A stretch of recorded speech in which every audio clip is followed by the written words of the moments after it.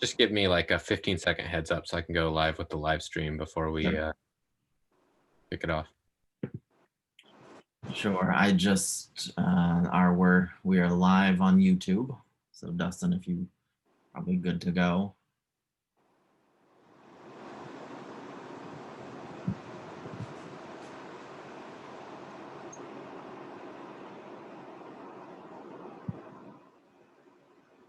And is everybody ready? Hang on. Yep. I think I was. Okay. Yep. All right. Well, I'm going to turn my camera and mic off, and Dustin, I'll let folks in, and then maybe give them like 30 seconds to all trickle in, and then start with the intro. And great event, everybody. Looking forward to it. Thanks, Matt. Thanks for everything, Matt.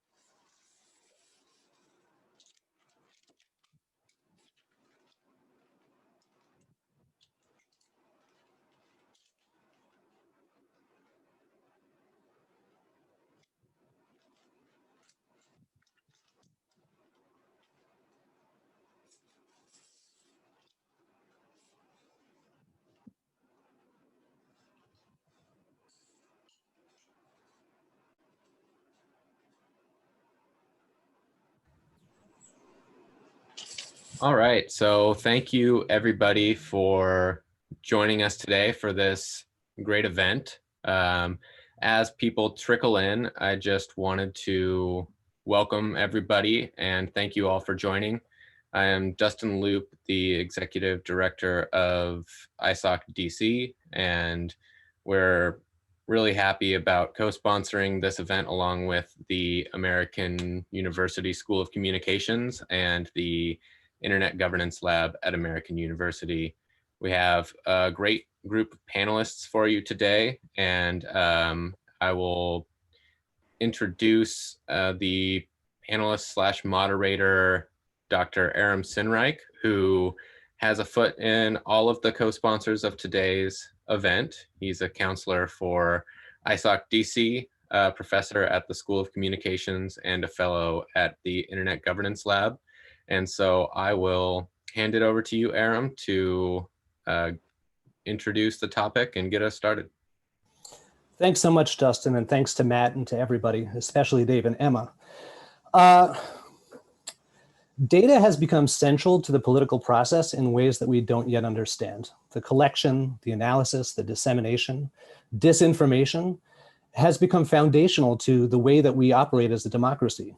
And yet we don't really understand the scope of data collection, the scope of data analysis, and the scope of data deployment. We have little glimpses around the edges of the role that it's played in the past in our elections. We read the Mueller report, we read the Senate Intel Committee report, we read journalists like Carol Cadwalader, who have revealed all kinds of fascinating things and terrifying things for the future of democratic society. About the ways in which our data are being harvested, the ways in which they're being used to shape campaigns, the ways in which we have become knowable in terrifying and new ways. And we know for a fact, especially after the Facebook and Twitter announcements that came out yesterday, that foreign governments like Russia are at it again in the 2020 US elections. That disinformation is central to the major party campaign on the right and possibly on the left at this point, that there are several foreign and unknown parties who are actively collecting and disseminating information about American voters in 2020. There was also allegation yesterday that voter rolls from a major US state were hosted on a Russian hacker server yesterday, and there was a lot of debate in political communication Twitter about how serious a problem that was, whether this is just business as usual and these are public data that everybody has access to, or whether it demonstrates that we are now entering into the October surprise phase of the 2020 elections. I am frankly terrified. As a citizen, as somebody who's been researching data for 25 years and its interaction with society, with business, with democratic processes, I now feel like we are in a world where I cannot meaningfully participate as a citizen, let alone as a scholar or as a teacher, from the basis of understanding what's going on. And that lack of knowing is something that I see in everybody that I speak to. I live in Washington, D.C. I work in Washington, D.C. The people that I associate with should theoretically be those who are the most informed about the role that data is playing in the political process. And yet everybody seems mystified, flummoxed, and uncertain about what the future holds. Now, I am very lucky in that my professional associations and friendships extend to the people who are at the leading edge of researching these subject matters. The two people who have agreed to participate in this conversation, I won't call it a debate, although I'm hoping it becomes one to a certain extent, are really possibly the two foremost political communication researchers looking at the role that data plays in the political process today. If not the two most, they're certainly among the top. And the whole reason why I wanted to organize this event was I had lunch with you guys about, what was it, 2 years ago, Emma and Dave? We were at some kind of political event in DC, or maybe an academic event, and the three of us got together for tacos. And I think the Mueller report had not yet dropped, but we had a sense of the allegations about the role of Cambridge Analytica in the 2016 elections in the US and the Brexit campaign in the UK. And I asked some kind of simple question like, you guys are smart. Can you explain this to me? Like, what the heck is going on with our data? And the two of you, two super brilliant, well-versed scholars who have delved in depth to this, came to completely polar opposite conclusions. Emma, not to preempt your comments, but you essentially came to the conclusion that everything is totally screwed. SCL and Cambridge Analytica have rooted democracy. All of the data are completely susceptible to collection, harvesting, analysis, monkey business, and democratic processes cannot function in that environment. Dave, you were, I'd say, the more kind of mediated voice. You said, well, yes, this is a change, but it's an incremental change. And as I've written about in my earlier books, data has been central to the political process, at least since the 1990s. And most of what Cambridge Analytica was selling to its campaigns, including the Trump 2016 campaign, was essentially digital snake oil, smoke and mirrors. It was a put on in order to get funding, but what they were really up to was no different than the kind of dirty tricks that you've seen in campaigns for decades, if not centuries. So what I wanted to do for you guys, for the viewers out here, was to take that conversation and bottle it and put it in the public, because like I said, I'm terrified. I don't know what's going to happen in November. I don't know what's going to happen after November. And as a researcher and a citizen and a parent and a teacher and an American, I feel like I really want to understand this as well as possible before things go completely off the rails.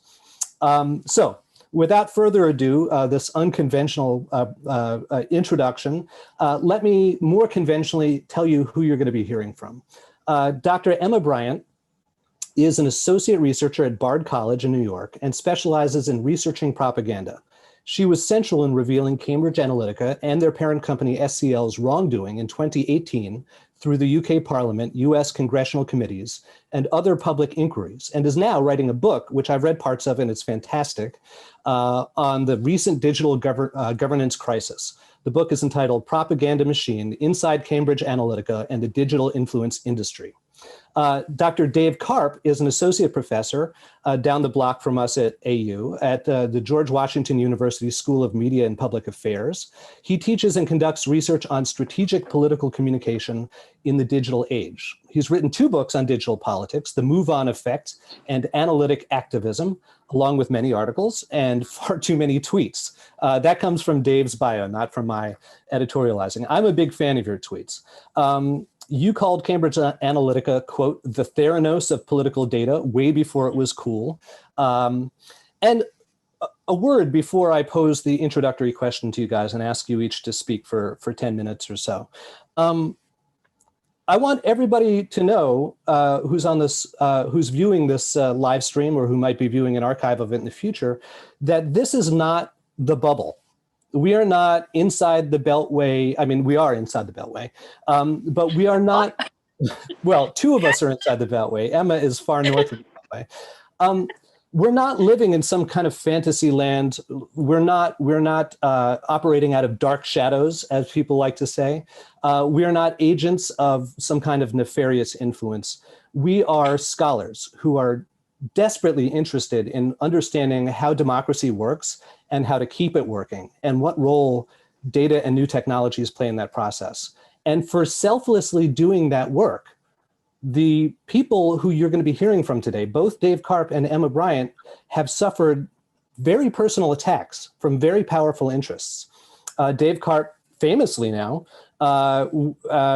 was the subject of an effort to get him fired by one of the most prominent newspaper columnists in America, not because he'd done anything unethical or wrong, but because he said a mildly ad hominem negative comment about that newspaper columnist, which happened to be completely accurate. And Emma Bryant is somebody who, because of her role in unmasking these nefarious events, has actually been subject to death threats and threats of personal harm. So before we continue, I just want to say to both of you, thank you. Thank you for what you do. Your scholarship is one of the safeguards of democracy, and I appreciate that. So without further ado, while we're on the subject, here's the initial prompt, and then we'll get into some conversation after that. What are the things that we, as Americans, as citizens of the globe, as human beings, should be most worried about in terms of the interaction effects between data and the political process going into the 2020 election? Why don't we kick things off with Emma, and then we'll move to Dave. Okay, delighted. And thank you so much for that wonderful introduction. I want to add to that, if I may, that both of you are amazing friends and colleagues who have supported me so much. And my Twitter battles with Dave are probably notorious at this point for the frustrated different points of view, which we're going to get into, I'm sure, a little bit today. But you know, while I was at GW, who was an amazing colleague, so supportive, and, you know, while I was going through all of these difficulties, both of you, thank you for being there, as, as academia should. But anyway, so to the problems that we worry about in 2020. You named this session Beyond Cambridge Analytica. And my first reaction to that was really, beyond? This is what we're still dealing with right now, okay?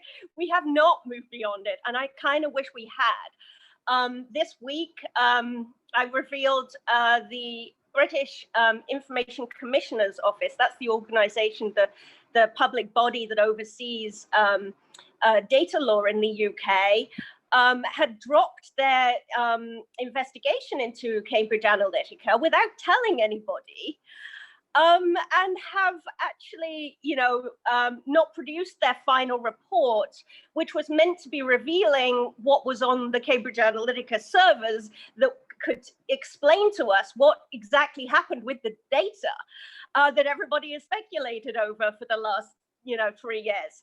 So this, unfortunately, this crucial, report has not been released.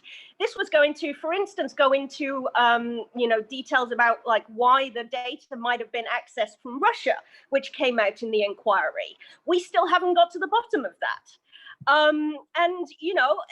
We don't want to be speculating about these things. We want to know. And the British government for some reason, the regulator has, dropped the whole thing and not pursued it. And that has massive implications as well for the investigations in the United States. The recent Senate report that was produced just a week or two weeks maybe ago was, gave a very minimal overview of what Cambridge Analytica was doing in 2016. And, in there in small print at the bottom, it says, we were unable to get the information from the British regulators that they had, the servers that they had confiscated. So we weren't able to access Cambridge Analytica's communications. Well, they weren't able to also interview people that were crucial to this.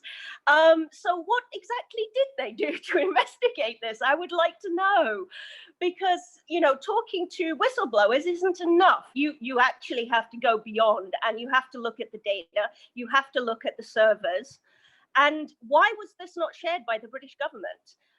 So I've been looking into this, and one of AU's wonderful students, Zaman Qureshi, who I'm sure is in the audience, has also been assisting in this amazing effort. I'm really impressed. He wrote to the British Parliament and has found out that the commissioner is going to be interviewed by the British Parliament soon. So hopefully we'll get a few of the answers, but I don't think this is going to be quite the reveal that we want it to be.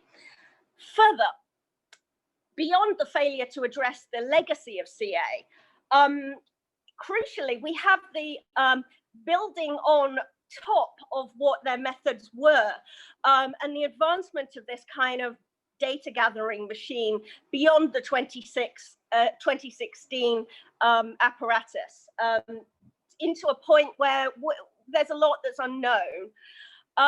But what we do know is that Cambridge Analytica's methods were being repurposed over the last few years to build the current Republican data gathering machine, which is, I'll give you a little bit of legacy on. So the Philanthropy Roundtable and the Relationship Enrichment Initiative were two of Cambridge Analytica's clients. They got millions over the course of a couple of years. So 2 million for the Relationship Engagement Collaborative over 2 years. And this was being spent on behavioral microtargeting and the development of efforts of surveys that were enhanced by Cambridge Analytica's methodology to target people and bring them into churches. Now, that's not an issue in itself, of course. The issue is more how this has been used beyond that. So bringing people into the church, targeting actually some of the most vulnerable people in our society, people who were having relationship stress, people who were, for instance, from struggling with addiction and so forth. These people have then been, as a new film, which is coming out in just a few weeks, will reveal in all glory, it's really shocking, have been, their data has been repurposed for political targeting. It's extremely disturbing when we consider at this time, everything has been moved online. This app was developed for targeting people and bringing them into the churches. Churches which actually, in American life, have for a long time served a political purpose. We see that, Christians have been recruited into the Republican Party in massive ways for a very, very long time through evangelical foundations and so forth, non-profits. And actually, I want to give a shout out for this fantastic book by Ann Nelson, which goes into the history of this. But until about 2016, there wasn't this massive data-driven effort. And this is what Cambridge Analytica were essentially developing to bring people into the churches. This has been now abused, I would say, en masse with we have seen in recent months the Trump campaign buying 80 million religious Americans' data, which has obviously come from somewhere. And if we look at the communications that this film will reveal, as well as what my upcoming book, which were, you know, which go into the heart of the Philanthropy Roundtable and these efforts to gather data, this was being repurposed for political targeting. These are people who are dragging data on people from surveys that are going into mental health. You can look at the micro-targeting categories, which seem to be, you know, enabling the targeting of people based upon mental health and addiction. Look at what's happened in the last sort of 6 months or so. We have, I'm just going to try and find the statistic. The CDC did a survey in late June and found that 40% of US adults are struggling currently with mental health or substance use. During Cambridge Analytica's development of their methodology in 2016, they were running experiments on American voters, en masse, hundreds of thousands of American voters, where they were testing fear-driven messaging against the psychographics. Now, Dave will tell you the psychographics weren't terribly effective. I also have internal documents from Cambridge Analytica that show on many levels they were not effective. They were exaggerating in the promises they were making to a lot of people. However, a lot of the research that's been done on these targeting methods isn't actually looking at what they were effective at, which is driving fear among the most vulnerable people and the people who, you know, are already neurotic and scared and fearful. Sure, it's not going to help you sell cars by using these personality clusters, but if you want to drive fear and you know, violence, it probably would be very effective to use these kinds of targeting. I can't find my piece of paper now, but I was going to read you a quote. I think it's blown away. But they found a 20% increase in this particular category. And if you look at things like, you know, rallying the NRA and so on, and the types of QAnon conspiracy theories that we're seeing at the moment being distributed, this kind of paranoid approach in the midst of a population who are en masse suffering with mental health difficulties and targeted at communities that are, you know, really struggling the most, who might be seeking help from churches and you know, community projects. This is a huge and very disturbing and very troubling eventuality. I want to highlight, before I finish, because this isn't just in my book, this is also a massive project of 3 important people. So 2 filmmakers, Kat Gellin, who's the director of an upcoming film called People You May Know, which you can see at metrotonemedia.com, the trailer for, as well as her partner, Charles Creel, and an important researcher from the from Australia, who has been digging into all of this and played a much bigger role in the film than I did as well, I should say. And that is Brent Allpress, and you should check out his Twitter. It's really illuminating on all of this. We've all been researching this for quite a long time, and the film will come out on the 28th in the United States on Amazon. Thanks so much, Emma. Sorry, hopefully that was like 10 minutes. I'm trying to power through. No, that was a great job crystallizing a decade's worth of work into 10 minutes of summary, and it already led to so many questions, but I'm going to hold off and let Dave present his perspective on the subject, and then we'll get into the nitty-gritty. And I promise I will leave time for a few audience Q&As, which you can enter into the Q&A section on the Zoom interface. Take it away, Dave. Great. First, a note on misinformation. Aram, we had burritos. We did not have tacos. So you Disinformation, man. just lying to the audience. I had a taco. Okay, you had tacos. Thanks for having me. It is really nice to be here in my own living room.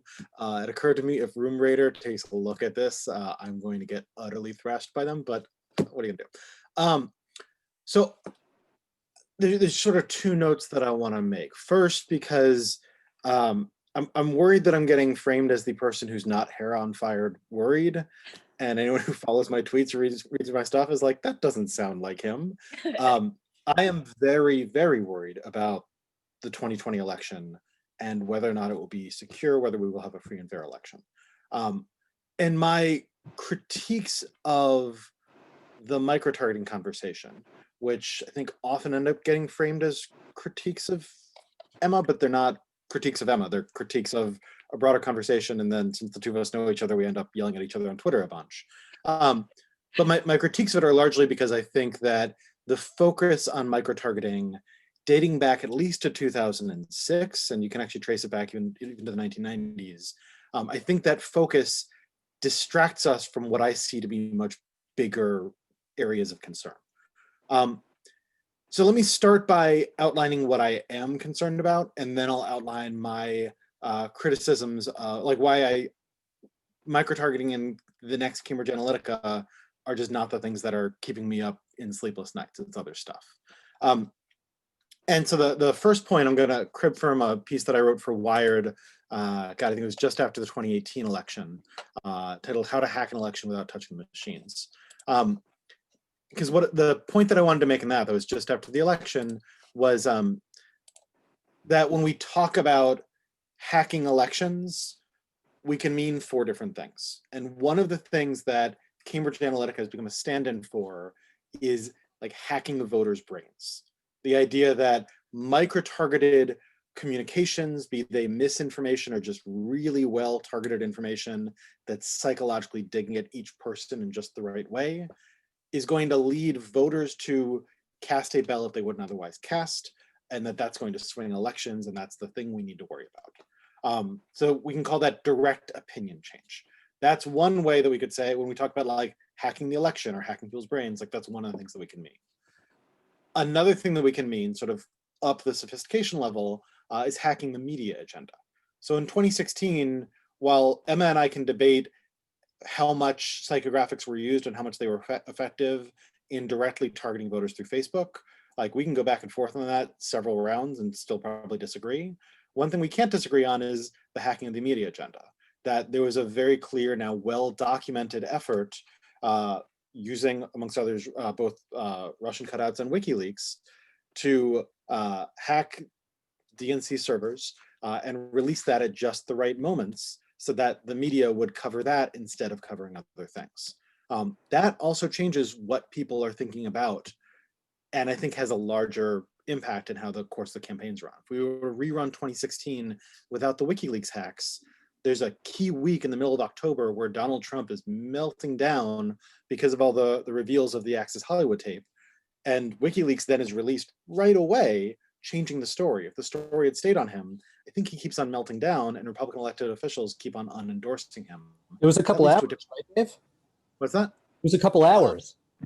It was, I don't know the number of hours it was, but like it was quick and coordinated. So that's a second level, is not directly hacking people's minds, but hacking the media agenda. That I think there's more evidence of, and I'm more convinced of at least the agenda setting effect there.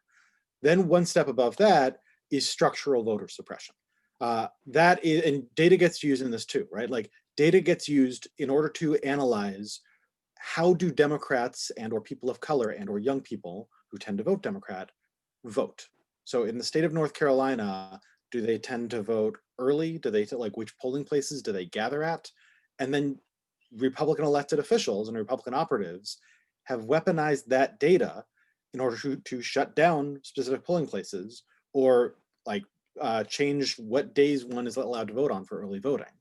When they shut down voting before Sundays, and I think it was North Carolina, they may have done it in Georgia as well, that was structural voter suppression aimed at making it harder for likely Democrats to cast ballots and people of color to cast ballots, so that elected officials could select who the electorate would be. You see the same thing in states like Wisconsin and elsewhere, where they say, okay, you need a new form of ID to vote. And in order to get that, if you don't have a driver's license, you need this new form of ID. You can only get it at this one office that's open like 2 hours a week. Good luck getting there. That again is structural voter suppression, trying to make it so that it is very easy for Republican voters to vote and very difficult for Democratic voters to vote. That has an impact on elections. And I don't think we spend enough time with our hair on fire about that. I spent a lot of time really worried about that. And then the fourth, which is sort of the big terrifying thing that we don't talk about because it's so damn depressing, is actual hacking of the voting machines, which computer security experts tell us every few years, hey, these are not secure, you need to be worried. In the state of Georgia, there was a bunch of signs that we needed to be worried, and the state of Georgia decided nobody can look at this anymore. And also we're gonna make sure there's no paper trails, that if they're like, there can't be audits to find out if there was tampering. So of those four, I am most worried about actual hacking of the voting machines. That is one way to tamper with an election that we are sure would have an impact if it happened. We're not sure if it's happening, but we should be really worried and really angry when Congress doesn't approve enough funding for election security. Structural voter suppression, we should be hog wild mad about, particularly with the slicing and dicing of the Voting Rights Act, which has made it, since the Voting Rights Act was taken apart, all of the states that were previously under federal mandate to get pre-approval for any of their changes to who and how can vote have unveiled a raft of changes to make it more difficult for people of color and Democrats to vote. That should really worry us because that changes the outcome of elections. Hacking the media agenda, we should be worried about it and yelling at journalists a bunch. So that's one of the things that many of us do on Twitter plenty of times, sort of both for fun and for professional reasons. And sometimes in person. Yeah, and sometimes in person. And then direct opinion change is the area where I kind of find myself shrugging my shoulders. So now let me spend just like 3 minutes on why the Cambridge Analytica, like when I first heard the Cambridge Analytica stuff, I was kind of like, that doesn't line up with my understanding of how political campaigns are run, both because it seems like a difference in degree, not a difference in kind, and also because there's this overpromise, underdeliver that campaign vendors have been doing for years. So a few data points for people on this webinar to think about. First is, so first let me grant, like, yes, Cambridge Analytica got a giant pile of Facebook data. They got it in an unethical manner. Facebook did not do a good enough job trying to get them not to, though I get that, like, Facebook sent a sternly worded letter to Cambridge Analytica saying, hey, you have data you shouldn't have, you have to destroy it.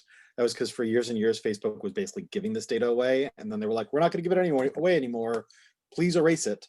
And like, nobody did. So they sent a sternly worded lawyer letter, and like Cambridge Analytica was like, sure, we totally got rid of that, and they didn't. Like, on the one hand, Facebook didn't do a lot there. On the other hand, like, Facebook doesn't have the Facebook cops. They couldn't like send the Facebook cops to SEL and be like show us that it was deleted. So they were in a bit of a bind there because for so long they were just giving that data away, and then Cambridge Analytica just still had it and were finding ways to use it. So it's not that I don't think that they had the data, it's that I don't think that the data was particularly powerful. And so the things that I think we should keep in mind here, first is a point about how US elections are different than other elections. I visited Australia back in, what was it, June 2016, while they were running, they had just announced their election. And I visited a group called Get Up, which is like Australia's Move On. Those are a lot of the groups that I study in my books. And they had like a countdown clock on the wall because they had just started this like bruising long 30-day election. And as an American, I was like, oh, this is adorable. You think 30 days is a long election. US elections go on for what have we been in this for, over a year already? We're not even at the 1 month mark. We still got like 3 months to go. US elections are insanely long and insanely expensive, multi-billion-dollar affairs. And that isn't true in any other country. And the sheer size of the ad budgets, the sheer size of the campaign budgets creates industries with strong incentives for bullshit. Because if you get to be the ad vendor, you get to buy a new house. And if somebody else gets to be the ad vendor, then they get to buy a new house. So that creates an incentive for this over-promising and under-delivering. Cambridge Analytica, before they worked for Trump, worked for Ted Cruz. And I'm not trying to say like, oh, Ted Cruz didn't win, so they're not magic. I'm not saying that. What I am saying is that when Ted Cruz's campaign fired them, Ted Cruz's campaign operatives fired them because when they looked at the job Cambridge Analytica was doing, they were saying, look, you're promising us these psychographic models, and then what we're finding is that your targeting is so far, like you're not even delivering to the right households, basically. Like Cambridge Analytica had all of this data. I'm convinced of that. I'm not convinced that they were using it particularly well, particularly compared to all of the other vendors who are also micro-targeting, but they weren't making claims of psychographics, because that's the new thing that's getting Cambridge Analytica the contract in this case. So I think the evidence that they were actually doing micro-targeting more sophisticated than other vendors out there is pretty weak. The other big note I would make, and I've made this in a bunch of my writing on this, is American elections are the worst possible place to have a breakthrough in the science of psychographic advertising, or really of any type of advertising. And the reason for that is if you think about just like the whole universe of advertising, right? Like what you're trying to do a few things through advertising, but mostly you're hoping for behavior change. You're hoping for people to become aware of a thing that they weren't aware of before. You're trying to get them to buy a product that they wouldn't have otherwise bought. Like a good example of something that really could have used advertising is Google Glass, right? Google Glass came out, people knew that existed, they didn't really know much about it. So you can educate them about it, and then you can like make a case for why you would want to wear these glasses with like a headset on them. And they didn't have good advertising and it failed. That's a place where I could see really sophisticated advertising moving the needle. One of the worst places to try to use sophisticated advertising to move the needle is in convincing people who already know a lot about Democrats and Republicans, because we're in a sea of advertising and it's the same two parties throughout our lifetimes, that they should vote for a candidate that they wouldn't have otherwise voted for. It's more like Democrats versus Republicans is more like Coke versus Pepsi. We already have deeply ingrained senses of who these two companies are. But the difference here is like Coke will spend a lot of money on advertising to try to get you to buy more Cokes. We only have one vote though. So the other reason why it's a terrible place to try to innovate here is we get one vote on the first Tuesday of November. Up until that one vote, you can't actually measure whether or not your advertising is working. So like on a day-by-day, week-by-week timescale, it's not like you can roll out these psychographic models to like different segments of the populace, run tests and have an outcome variable that says like, oh, this modeling really worked well. This modeling worked slightly less well. Next week, let's try it again and see how it moves the needle on actual voting differently, because we only get one vote. So the thing that's always stood out to me, the reason why I look at Cambridge Analytica's claims about psychographics and say, look, even if you can do it in labs, like on the mass scale, like this seems like snake oil to me, is if psychographic advertising worked, we would be seeing it in the sale of gym memberships, right? That is a place where on a week by week, like different personality profiles will be motivated to sign up for an expensive gym membership by different messages. So the same data on like your neurotic tendencies and like your entire, like your personality profile, that same data set would be really financially valuable to the gym down the street from me. And they could be advertising to me differently than my wife, because we have different psychological profiles. And they could measure on a day-to-day, week-by-week basis whether their psychographic advertisements are making more money for them than anything else, because they could actually measure, okay, well, we tried these out. Did we, through this experiment, sell more gym memberships than we otherwise would have? The fact that in 2020, gyms are still not doing this is a really big red flag to me, because the claims that, oh, this works so well in getting people to vote for a Democrat that they vote for a Republican they otherwise wouldn't vote for. Well, you can only do that on election day, and that's just that's you know, pardon my language, but that's a really shitty testing ground for any new experiments in advertising. So it would be strange if the one place where these psychographics worked was in elections, but not in all the other places. Now, the thing I do want to note there is that's when I'm talking about the direct impact on people's vote choice. I am much more worried about things like misinformation in areas like misinformation around COVID and health. Because while we all know a lot about what we think about a Democrat and Republican, a year ago, none of us had heard of COVID. So the lack of information amongst the mass public on COVID means that all of that misinformation, which is massive and organized, can lead to huge public health scares and can also lead to things like conspiracy theories and QAnon.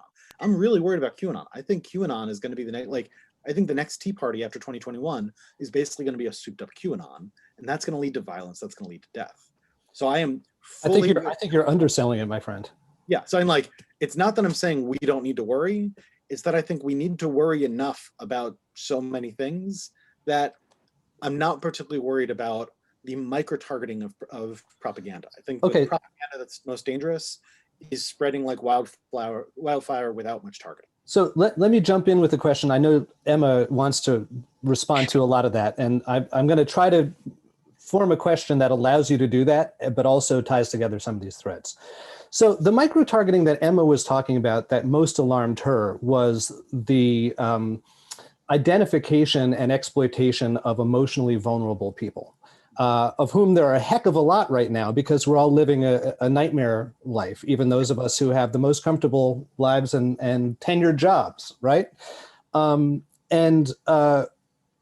There is, as you point out, Dave, a vast ecology that surrounds the voting process that ladders up to this binary choice, Coke versus Pepsi, vote versus not vote, in November, but impacts all of these different processes, from the media framing and selection of stories and agenda setting to civic participation, violent and nonviolent, to the reception and redistribution of disinformation, right? So all of these processes that surround that ultimately shape the outcome of the vote have some integral dimension of them that is reliant on the collection of information and the targeting of information, which are two, as you both point out, two very different processes.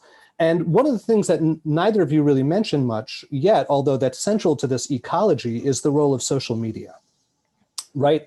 Both as the platform for the collection of psychographically targetable information, as Emma pointed out, and for the dissemination of disinformation and other kinds of organizational regimes, as Dave has pointed out. So I guess the question that I want to ask, and feel free to take this and run with it in whatever direction you want, is for the sake of the 2020 election, we now have a 2-month window. It's probably not likely that we're going to pass any major legislation between now and then, or even implement any kind of regulatory regime that would have a significant effect, which means that it's essentially incumbent upon private industry to self-regulate, which is part of what Twitter and Facebook were trying to make a show of yesterday. But in your ideal world, in order, let's think even beyond the 2020 election, where is the best place to intervene in terms of regulation, either industry self-regulation or legislation or executive regulation, or even international treaties and accords? So is it the data rights regime? Does America need a GDPR style regime or something stronger to prevent the collection of these data? Is there some kind of limitation on First Amendment rights that would hold the press accountable for sharing disinformation? Would it be better protection of the election infrastructure? Would it be breaking up big tech, as people on the left and the right have both threatened to do? Where can/should we as a nation intervene in order to fix what's broken ecologically and allow data to be used in a way that's more democratic and less subversive to the democratic process? Emma, why don't you go first, since Dave just spoke? Thank you. First of all, I want to say I don't think people's brains can be hacked. I didn't choose the title of the great hack. And, you know, some of the language that this debate has been rolled up in isn't helpful for anyone to understand what's going on. I would counter a little bit by saying that the groups that I'm worried about are the ones that are being targeted with the kind of messaging that you're worried about. And while I don't think their brains can be hacked, I think that, you know, when people are fearful, when people are suffering from depression, anxiety, and so forth, they are not reviewing disinformation and information they are consuming in the same way. They are much more likely to share things and to engage with things that are more paranoid and you know, more in line with their emotional state. And you know, we are like all, you know, online at the moment, giving more and more and more of our data. People are engaging with these kinds of efforts because they're seeking help. So we've got this massive vulnerable community who are being targeted with the exact type of disinformation that you're worried about. So that, I think, is concerning. I absolutely accept everything else you said about, you know, the media and the, you know, one thing that really pissed me off, I'm going to use that word, about this whole thing is how abstracted it's become. I didn't want to talk about microtargeting particularly today. Aram will acknowledge. I get very fed up with the fact that we have, you know, that actually we didn't, the media focused in on this because it was geeky and exciting and new, and because it was being emphasized by Cambridge Analytica's people, including Alexander Nix, who was boasting about its use, obviously, and claiming that it could be applied and useful in all the contexts that you're talking about, selling dog food, gym membership, when actually the primary and as far as I can see, only real enhancement that it had in campaigns was for driving fear among fearful people and people with mental health issues. And so if you're wanting to sell guns, it's probably going to help. If you're wanting to elect Trump, it's probably going to help. If you're wanting to pull people into churches, it might help. Or, you know, these kinds of repurposing of data might be helpful as well. And that's not to say this is all we need to worry about. Of course not. Oh my God, no. And that doesn't mean also that taking down loads of information off Facebook is the answer. It doesn't mean that, you know, necessarily only the data realm is the answer. You know, the way that these foundations are being supported, the kinds of money and politics issues, if you can't fund secretly these kinds of things, if you can't hide and make everything opaque through shell companies and so on, if we deal with campaign funding, then this would close down the realm of hiding a lot of these operations that are so disturbing. What America does need is some kind of answer in terms of data law. It should not be possible to be weaponizing things like mental health data.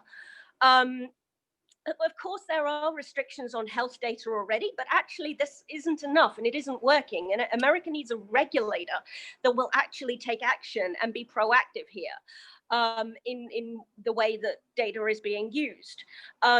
Also, the new legislation, I think I've been asked to comment on, that has been brought in, I think tends to, and this applies also to the GDPR as a critique, tends to focus on consent. So me giving my consent for my data to be used, or having the ability to control my data, or maybe get money from my data, sell my data, and having some control factor will necessarily solve this problem. Well, I don't think it will, because the issue is that it's how data is being used in the aggregate. And I might not really care that my data is being used by Cultural Freedom Initiative and, you know, its new incarnation, which is Communio, to be targeting these kinds of, you know, religious communities and so on. I might not care that my my photos are being repurposed for facial recognition technologies that are targeting Muslims in China, you know. But and I'm giving that up. Like, I don't care. I'm putting that out there publicly. But you know what? Somebody needs to care, because the public, you know, the public responsibility factor needs to come in here. We have to have, there has to be a duty of care. There has to be like some kind of regulation that stops public data, people declaring on social media that publicly that they have mental health conditions. This can all be harvested. don't need to hack data even.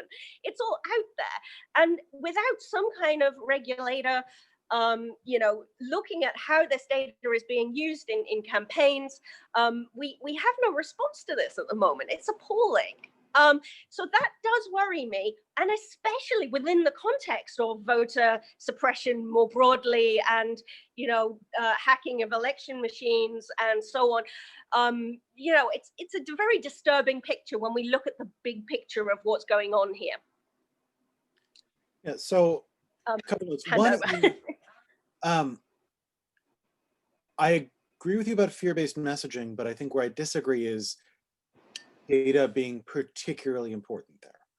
So if I think about the 2018 election in October, the October surprise then was the caravan, right? They basically invented this foreign threat of a very slow-moving caravan that wasn't anywhere near the US border, and then sent the military to the US border just for a big show. So this is again hacking the media agenda, a big show in order to focus people's minds on there is a foreign threat of non-white people, and if you like your culture, then you better protect it.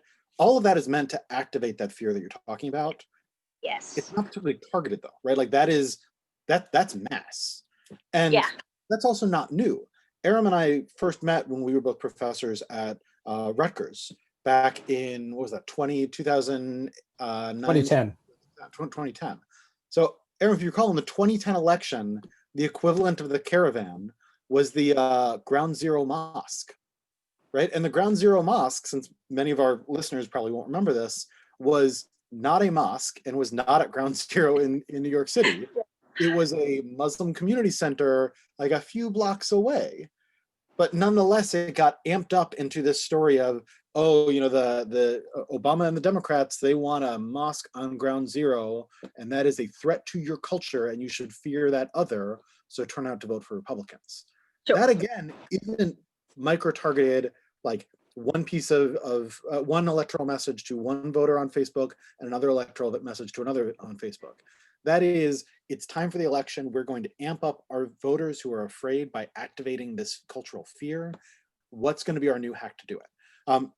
Some version of that is, I mean, we're seeing that now, like that is the Trump messaging on Kenosha, right? Like Trump messaging on Kenosha is, if Joe Biden becomes president, then this non-white other is going to burn down your cities and your suburbs. That's nearly a direct quote from the RNC last week. And like, that's what that St. Louis couple basically said verbatim at the RNC last week. So that messaging is what we will likely see for the next 2 weeks. That is fear-based messaging. I agree with you on what it is trying to do there.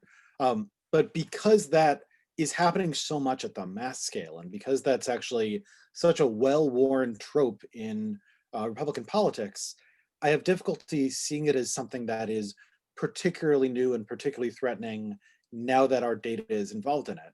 Because even is it an either or proposition though, Dave? I mean, it's possible, for instance, for the Republican Party to weaponize white anxiety about others invading their neighborhoods on a massive scale, while tailoring messages based on targetable information in a way to maximize the delivery impact of that fear.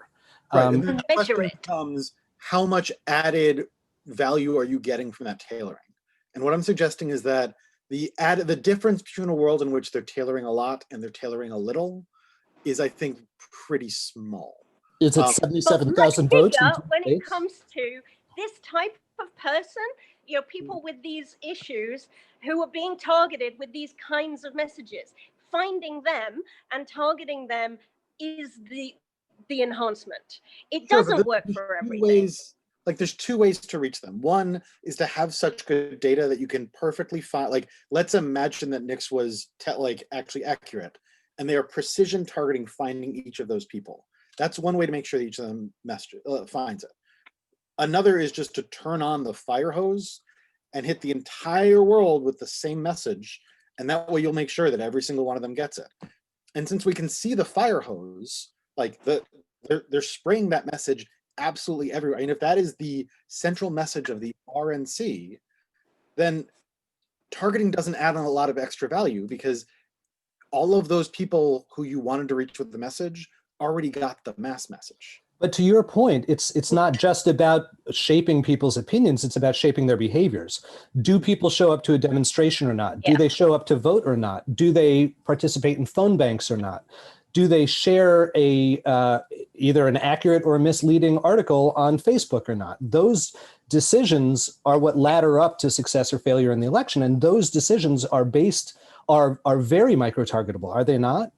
They're micro-targetable, but they're not the sole thing. I mean, this is in the political science literature, what we know about the effects of both advertisements on electoral outcomes and campaigns in general on electoral outcomes are that the deltas are actually really pretty small.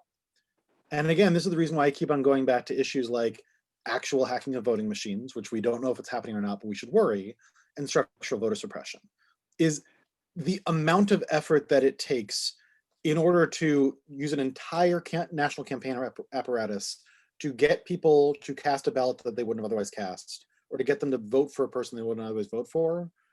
That's actually a really heavy lift, particularly in the polarized country that we have today. And you see this in Donald Trump's approval ratings of the past 4 years. No matter what he does, he barely ever goes up or down because we're pretty well cemented in our opinions.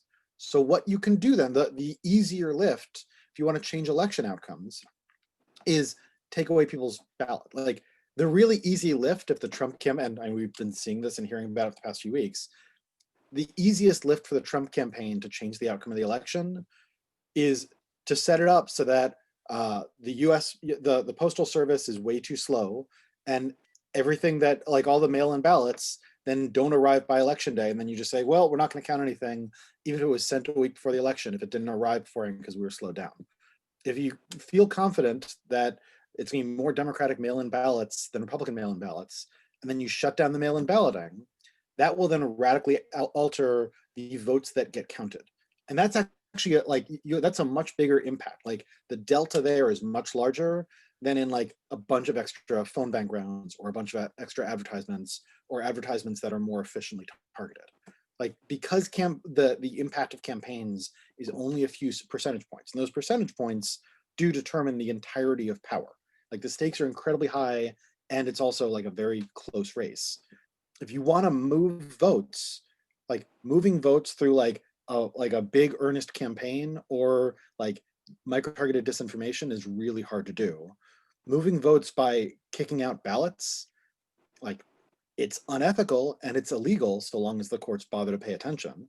But going back to something that Emma said that I agree with, like we don't have a regulatory, like our Federal Election Commission no longer has a quorum, which means like, yes, I'm also worried about Russians interfering in our election, but that means that domestic actors that decide they want to do things that the FEC would find illegal, well, they can just do them, and the FEC won't, like, if it's a new thing, the FEC won't be able to rule it's illegal because the FEC commissioners can't meet.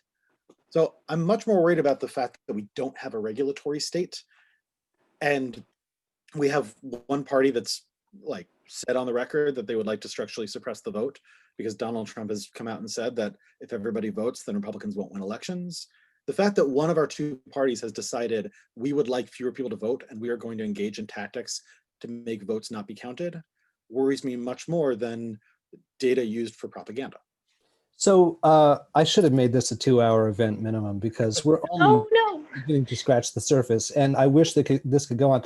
We're nearing the end. I want to ask you a question that I've seen in the Q&A section that I think you could both be very helpful with, which is, all right, we already talked about the regulatory apparatus and what we can and can't do. And obviously we've only scratched the surface there.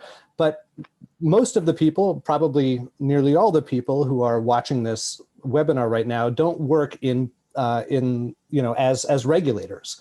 They are individual citizens trying to make good decisions and to be responsible members of civic society, right?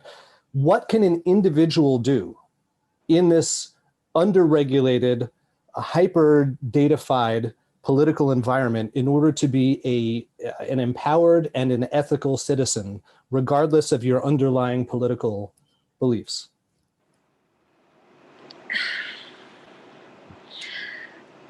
Get out the vote.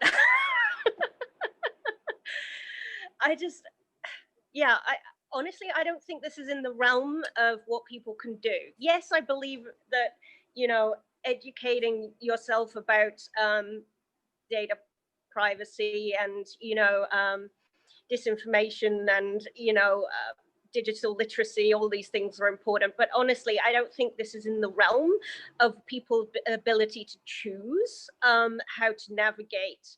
I don't think we can protect ourselves completely. The online world has been designed around trying to trick us, essentially, and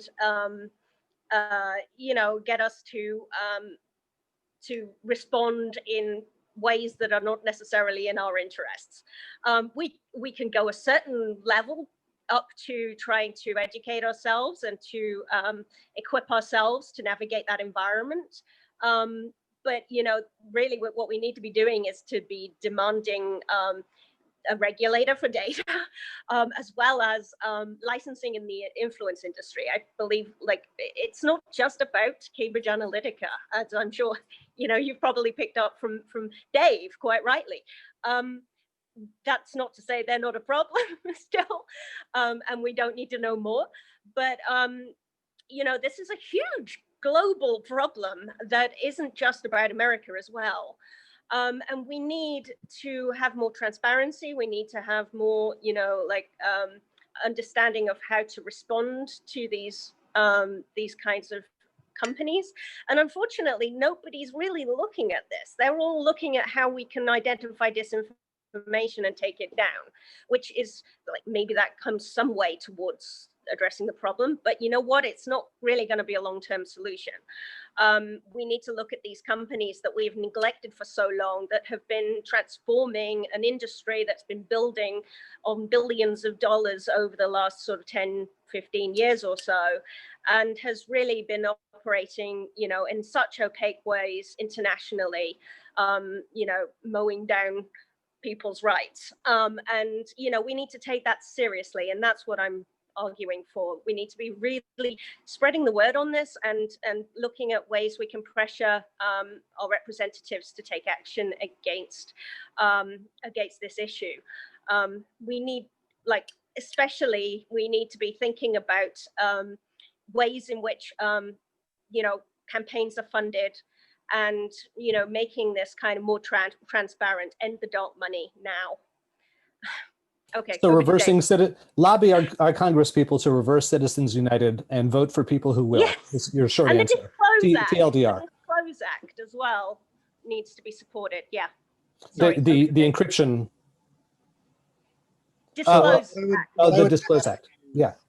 What I would add is, yes, get out the vote. The solutions to these problems are not going to be found at the individual level. It is going to require regulators that start regulating again, and a government that takes governance seriously. We don't have those. We're going to need to get them. So that means, yes, do what you can on the national scale. Also, the deltas are larger at the local scale. So get involved in local politics, find a civic association that believes in what you believe in, and participate in that. But also understand you're signing up for the long term. Everything doesn't get fixed in November, no matter what happens. It's going to require an awful lot of hair. In terms of tech, again, we need regulators to start regulating again. We haven't had that for a long time. So once we have a regulatory regime, yes, I think something like the GDPR for the US would make sense. Yes, also we're going to need to break up these monopolies. If we want market incentives to play some role, and I think we want market incentives to play some role, then we need a functional market. And that means that when you decide I'm going to exit Facebook because I don't like the company, if the other thing you can go to is Instagram, that is Facebook, or WhatsApp, that is Facebook, that's a problem. That means that there's not competition. So yeah, we're also going to need to, I'm not saying shut down big tech, but break up the biggest of the tech monopolies, because monopoly is a problem. We know that. So Matt Gwand, I'd like to do those two things. And on campaign finance, yes, I agree, but also to get campaign finance, we're going to need a radically different Supreme Court than we have. The number of problems that are the number of roadblocks that we're going to have to fixing campaign finance that has to be fixed are so many that like sign up for a decade. It's not going to happen in a year. Yeah. Also, we need to do like majorly move the needle on climate change in less than a decade. So like we got a lot of problems, like a lot of problems there. Okay, well that's a We good note to agree. end things on. So Consensus. I began today by saying I'm terrified, and we're ending with Dave Karpf telling us that we got a lot of problems. So I'm not sure we've made any progress, but it has been entertaining, somewhat empowering, certainly informative. I appreciate so much of all the work that you, both of you, Dave and Emma, that you do as scholars and as citizens and as people. And thank you for spending an hour of your very busy day with all of us. And let's do this again. Yes, let's. It was really wonderful. Thank you both, and really great. I really enjoyed this so much. Wonderful. And really quickly, thank you to everybody at the Internet Governance Lab, at the Internet Society Washington, D.C. chapter, and at the School of Communication, especially Matt Seklecki, who managed this whole event. And feel free to follow up with any and all of us via email if your questions didn't get addressed. Thanks, everybody. Thank you. Bye. Thank you.